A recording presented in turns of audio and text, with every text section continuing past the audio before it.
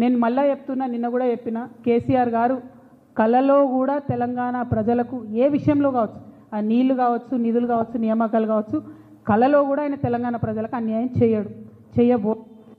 రేవంత్ రెడ్డి గారు జూలై 6వ తారీఖు చంద్రబాబు నాయుడు గారితో మీటింగ్ తర్వాతనే కొత్తగా వచ్చినటువంటి project Polavaram Banakacherla linkage project.